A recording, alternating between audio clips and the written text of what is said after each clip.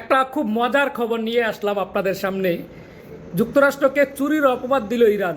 আপনারা জানেন যে এই গত রোববারে ইরানের যেই বাহিনী তারা যুক্তরাষ্ট্রের দুটি অত্যাধুনিক বিমান যুদ্ধ বিমান ধ্বংস করেছে। তার মধ্যে একটি বিমান যাকে আমরা বলি যে F-30 বা পরবর্তীতে যেটা F-15 যেটা ধ্বংস করা হয়, ওই বিমানে দুইজন ক্রু ছিল। সেই ক্রুদের মধ্যে একজনকে প্রথম উদ্ধার করেছিল যুক্তরাষ্ট্র, পরবর্তীতে আরেকজন ক্রু সেখানে পালিয়েছিল, লুকিয়েছিল, যাতে তাকেও পরবর্তীতে উদ্ধার করা হয়েছে বলে দাবি করেছিলেন।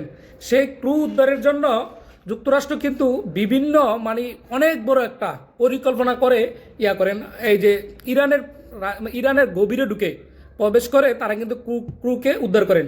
কিন্তু ইরান এখন বলছে যে না, তারা শুধু ক্রু উদ্ধারের এই ছিল না, তাদের ভিতরে তারা সন্দেহ প্রকাশ করছেন যে যুক্তরাষ্ট্র ইরানের সমৃদ্ধ ইউরেনিয়াম চুরির জন্য প্রচেষ্টা চালাইছে।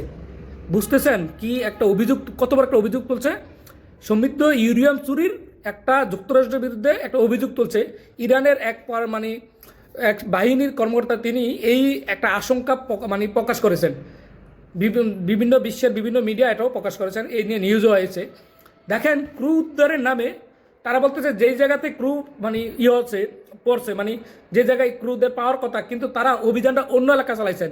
এই অভিযান নিয়ে কিন্তু অনেক প্রশ্ন অলরেডি উঠেছে যে আমেরিকা যে অভিযানটা চালাইছে, এখানে আমেরিকার ডোনাল্ড ট্রাম্প কিন্তু বলেছিলেন যে 112টির মতন যুদ্ধ বিমান এই অভিযান ক্রুকে উদ্ধার করার যে অভিযানটা চালিয়েছেন।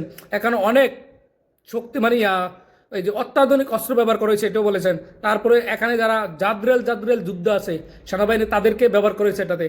তার ইরান যে অভিযোগ করতেছে ইউরেনিয়াম চুরির যে অভিযোগ এখন তুলতেছেন, আল্লাহ জানে ইউরেনিয়াম চুরির যে যুক্তরাষ্ট্রের বিরুদ্ধে একটা অভিযোগ।